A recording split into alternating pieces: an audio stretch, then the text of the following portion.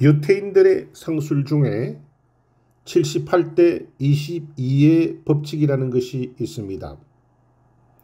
유태인들은 이 법칙이 우주를 움직이는 원리라 굳게 믿는다고 합니다. 인간이 숨쉬는 공기의 성분도 질소 78%에 산소 22%이고 인간의 육체도 수분 78%에 기타 물질 22%인데 이 비례는 인간이 어찌할 수 없는 절대 불변의 진리라는 것입니다. 지구의 바다와 육지의 면적 비율도 78대 22이며 인간의 혈액도 물과 기타 성분의 구성 비율이 78대 22입니다.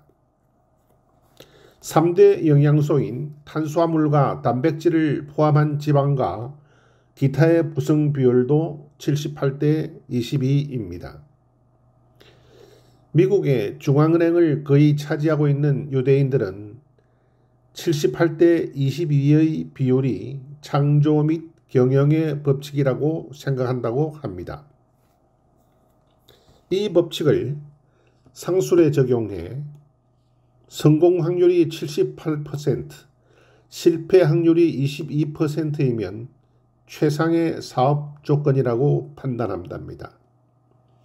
그래서 성공 확률이 78% 정도라고 생각되면 과감히 투자하고 거래한다는 것입니다.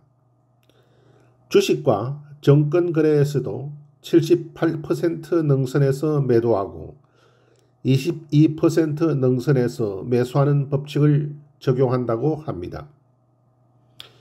유태인들은 대다수의 상품들도 물건의 원가가 78원이라면 거기에 이윤 22원을 붙여 100원에 팝니다.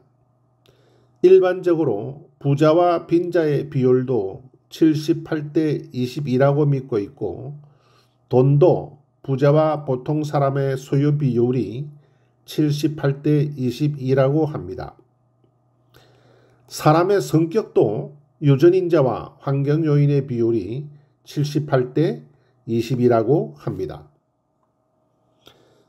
그렇다면 인간도 긍정적인 인간과 부정적인 인간의 비율이 78대 22일 것이며 인간관계도 나를 좋아하고 싫어하는 비율이 78대 22일 것입니다.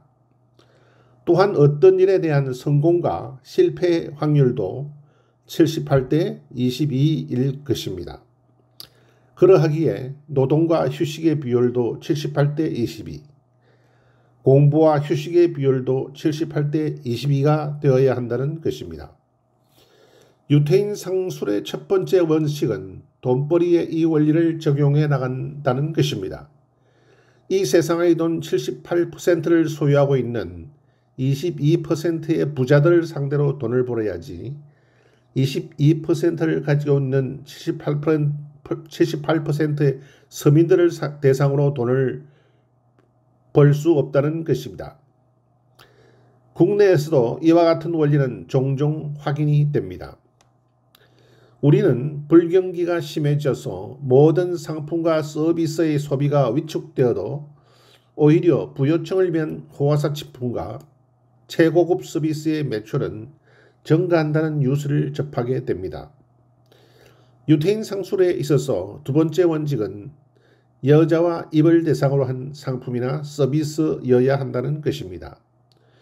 유태인들은 이것을 유태상술 5000년의 공리라고 합니다. 유태인들은 이미 5000여 년 전부터 남자들은 일을 해서 돈을 벌어들이는 존재이고 여자들은 그 돈을 이용해서 생활을 해나가는 존재이며 상술이란 남의 돈을 합법적으로 빼앗는 것과 같기에 여자를 유혹하고 공격하는 기술을 개발해야 된다는 것입니다. 아시다시피 요염하게 빛나는 다이아몬드, 호화스러운 드레스, 번쩍이는 금 목걸이와 은팔찌 등 각종 액세서리와 최고급 핸드백, 최상품 구두는 어마어마한 이윤이 담겨져 있는 상품들입니다. 여기에 반드시 창보해야만 할 유태인 상술 하나가 더 있습니다. 바로 동경심리라는 것입니다. 인간은 누구나 자기보다 한 단계 위의 계층을 바라보고 저 정도의 생활은 해야지 하면서 살아간다고 합니다. 상류사회는 일반인들의 동경의 표적입니다. 그리고 상류사회를 동경하는 경향은 남성보다 여성이 훨씬 더 많으며 남성들 중에도 의외로 상류 취향, 호합한 취향, 귀족 취향이 많다는 것입니다. 상하이 최고의 미술품 컬렉터 중 한 사람인 리우 이치아는 택시기사 출신으로 대학 근처에도 가보지 못했지만 현재 중국을 대표하는 거부 중 한 사람인데 흥미로운 점은 그는 자기가 번 돈으로 고대 청동제기부터 현대 회화에 이르기까지 미술품을 닥치는 대로 사들이고 있다는 것입니다. 그는 10여 년 전부터 이 수집품을 바탕으로 세계의 미술관을 세웠다고 합니다. 그는 왜 수익성이 높은 투자처를 놔두고 하필이면 미술품에 돈을 쏟아붓고 있는 것일까요? 리우 이치안의 기이한 행동을 이해하기 위해서는 중국의 독특한 문화 정통을 살펴봐야 한다고 합니다. 중국 전통사회에서 입신하는 방법은 두 가지가 있었답니다. 하나는 과거를 통해 정치 권력을 획득하는 방법이고 다른 하나는 문화적 소양을 닦아 문화 권력에 접근하는 것이었습니다. 그래서 미천한 신분을 타고난 상인 계층들은 부를 축적하고 나면 항상 문화 권력을 쫓았다고 합니다. 그리고 가장 손쉽게 문화 권력에 접근하는 방법이 바로 높은 품격의 서화와 골동품을 수집해 그것을 매개로 문인 사대부와 친분을 쌓아가는 일이었다고 합니다. 중국에서 골동품 수집과 감상은 예로부터 고상한 품격의 상징으로 여겨졌기 때문입니다. 21세기에 들어와서 중국의 미술시장이 미국의 강력한 경쟁자로 떠오른 이유는 바로 이런 중국의 문화적 맥락을 제대로 짚어야만 이해할 수 있다고 합니다. 치솟는 중국의 그림값을 놓고 졸부의 돈자랑이나 과시욕점으로 과소평가해서는 곤란하다고 합니다.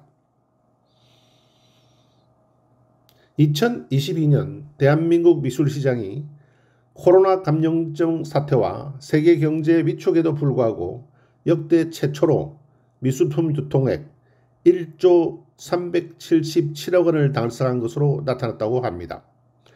문화체육관광부는 지난 1월 4일 예술경영지원센터와 함께 2022년 미술시장 규모 추산 결과를 발표하면서 지난해 미술시장은 2021년 7,563억 원 대비 37.2% 성장했다고 밝혔습니다. 분야별로는 아트페어 매출액이 59.8% 성장했고 화랑의 판매액도 59.8% 증가한 반면 경매를 통한 판매액은 30.9% 감소했다고 합니다. 가장 많이 증가한 분야는 아트페어로 매출액은 2021년 1,889억 원에서 지난해 3,020억 원으로 늘어났습니다. 이는 아트페어 방문객 수가 2021년 77만 4천 명에서 지난해 87만 5천 명으로 13.1% 증가한 연유로 풀이됩니다.